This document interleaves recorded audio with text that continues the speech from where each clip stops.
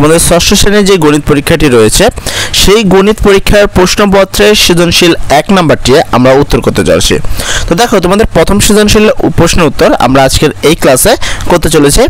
এছাড়াও এই যে ভিডিওটি দেখছো সেই ভিডিও ডেসক্রিপশন লিংকে বাকি যত প্রশ্নগুলো রয়েছে সকল প্রশ্নপত্রের সঠিক উত্তর কিন্তু করা রয়েছে। অর্থাৎ তোমাদের যদি ক বিভাগ সৃজনশীল প্রশ্ন অথবা সংক্ষিপ্ত প্রশ্নের উত্তরগুলো চাই তাহলে সরাসরি চলে যাও এই ভিডিও ডেসক্রিপশন লিংকে এবং সেখানে গেলে দেখতে পারবা তোমরা একটি ডেসক্রিপশন লিংক, যে লিংকের মাধ্যমে তুমি চাইলে তোমার যে কোনো প্রশ্নের সঠিক উত্তর দেখে নিতে পারো।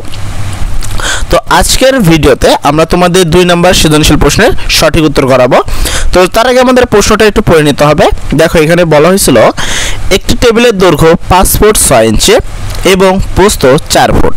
ক নাম্বার, টেবিলটির প্রস্থকে সেন্টিমিটার এককে প্রকাশ করো। টেবিলের প্রস্থ কোনটি? দেখো টেবিলের প্রস্থ কিন্তু 4 ফুট। এই 4 ফুটকে তোমাকে সেন্টিমিটারে প্রকাশ করতে হবে। তার জানলো অবশ্যই তোমাকে জানতে হবে যে আসলেই 1 ফুট সমান কত সেন্টিমিটার। যদি তোমরা এটা না জেনে থাকো আমি তোমাদের বলে দিই, 1 ফুট সমান 30.48 সেন্টিমিটার হয়। যদি এটা জেনে থাকো তাহলে অনেক ভালো কথা। অবশ্যই কমেন্ট সেকশনে বলবা কে কে এই জিনিসটা জানতা আর কে কে জানতা না। 2 নম্বর প্রশ্ন বলা হয়েছে টেবিলটির প্রস্থ, দৈর্ঘ্য ও প্রস্থের অনুপাত নির্ণয় করো। অনুপাত মানে ভাগ নির্ণয় করতে হবে। তার আগে অবশ্যই এই দুইটাকে একই একক করতে হবে। হয়তো দুইটাকে ফুট করতে হবে আর না হলে দুইটাকেই ইঞ্চি করতে হবে। গ নম্বর প্রশ্ন বলা হয়েছে টেবিলটির প্রস্থের চেয়ে দৈর্ঘ্য শতকরা কত ভাগ বেশি তা নির্ণয় করো। তো চলো আমরা এই প্রশ্নের সঠিক উত্তরটি দেখে নেওয়া যায়। আমরা লিখে দিব, যেহেতু আমরা টেবিলের প্রস্থকে এই সেন্টিমিটার এককে প্রকাশ করতে বলছে তাই আমরা লিখব টেবিলটির প্রস্থ সমান 4 ফুট, যেটা তোমাদের প্রশ্নে কিন্তু দেওয়া ছিল।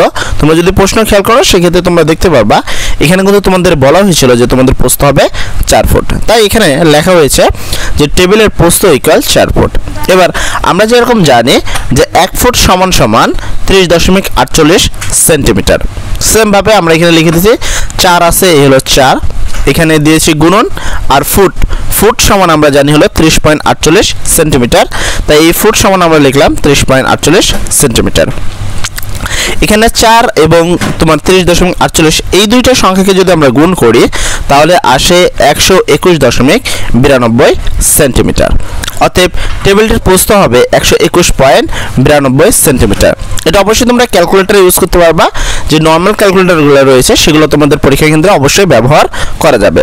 তো তারপরে হলো খ নম্বর প্রশ্ন, যেখানে বলা হয়েছিল টেবিলের দৈর্ঘ্য ও প্রস্থের অনুপাত নির্ণয় করো। তো সেখানে আমরা যেটা করব সর্বপ্রথম আগে লিখে নিব যে টেবিলের প্রস্থ সমান 5 ফুট 6 ইঞ্চি। যেমনটা আমি তোমাকে বললাম, হয়তো সবকিছুকে ফুটে করবা নাহলে সবকিছুকে ইঞ্চিতে করবা। তো আমরা এখানে যেটা করব, এখানে 5 রয়েছে 5, আর নর্মাল ভাবে আমরা জানি যে 1 ফুট সমান 12 ইঞ্চি। তাই এই ফুটটাকে আমরা এই 12 দ্বারা গুণ করে দিলাম। এখানে 5 রয়েছে 5, এখানে কোনো চিহ্ন নেই তাই গুণ, আর ফুট সমান হলো 12 ইঞ্চি, আর এখানে যেহেতু 6 ইঞ্চি আরো বেশি আছে তাই প্লাস 6।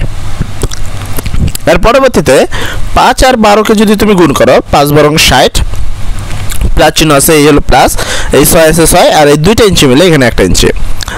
60 আর 6 যদি যোগ করি তাহলে 60 + 6 ইকুয়াল 66 ইঞ্চি। তার মানে আমরা টেবিলের দৈর্ঘ্য পেলাম 66 ইঞ্চি। এই অনুরূপভাবে তোমাকে প্রস্থকেও ইঞ্চিতে প্রকাশ করতে হবে। তো চলো আমরা সেই বিষয়টাও করে নেই।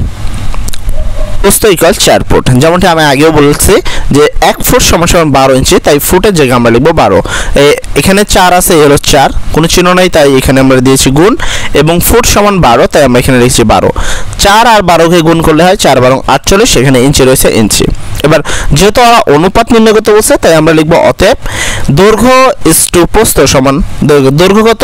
দৈর্ঘ্য আমরা পেয়েছি 66 আর প্রস্থ কত? প্রস্থ পেয়েছি 48।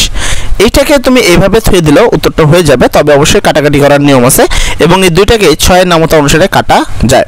যেমন 6 11 66, 6 8 48, তাই এখানে আমরা উভয় পক্ষকে 6 দ্বারা ভাগ করে, তাই এটা পাওয়া গেছে। অর্থাৎ তুমি 66কে 6 দ্বারা ভাগ করবে তাহলে 11 পাবা, 48কে 6 দ্বারা ভাগ করবে তাহলে 8 পাবা। অতএব টেবিলটির দৈর্ঘ্য ও প্রস্থের অনুপাত হবে 11:8।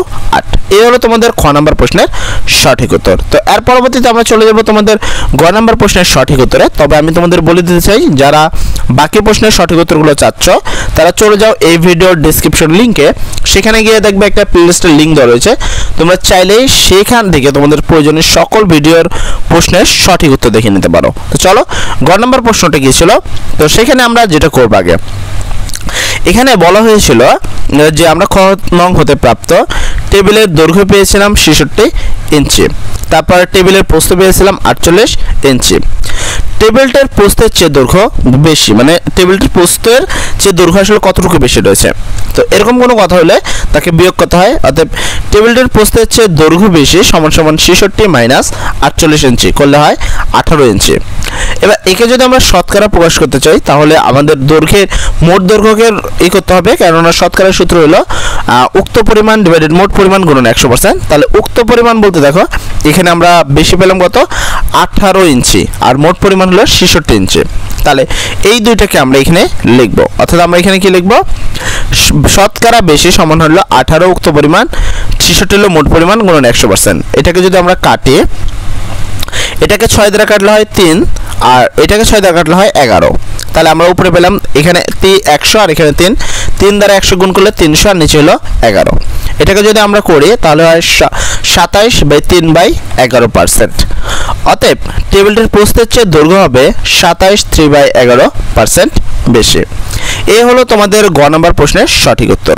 যদি প্রশ্নটি কেউ বুঝতে না পারো বা বুঝতে কোনো সমস্যা হয়ে থাকে তাহলে অবশ্যই আমাদের কমেন্ট সেকশনে বলবা, তাহলে আমরা এই ভিডিওটিকে আরও একবার আজকের মধ্যে আপলোড দেওয়ার চেষ্টা করব। আর হ্যাঁ, আরও একটা কথা, আমাদের চ্যানেলে যদি তোমরা নতুন হয়ে থাকো তাহলে অবশ্যই আমাদের চ্যানেলটি সাবস্ক্রাইব করে আমাদের পাশে থাকবা, এবং প্রশ্নপত্রে সঠিক টাইমে সঠিক প্রশ্নের উত্তর তোমরা সবগুলো পেয়ে যাবে। যতগুলো পরীক্ষা রয়েছে সকল প্রশ্নের সঠিক উত্তর 7টার আগেই আমরা আমাদের এই চ্যানেলে আপলোড করে থাকি। যাই হোক, সর্বোপরি কথা, ভিডিওটি ভালো লাগলে লাইক করো, একটু কমেন্ট করবা এবং তোমার বন্ধুর সাথে শেয়ার করবা, যেন তোমার বন্ধু তোমার মতোই অনেক অনেক অনেক ভালো রেজাল্ট করে। যাই হোক, সবাই ভালো থাকো। আসসালামু আলাইকুম।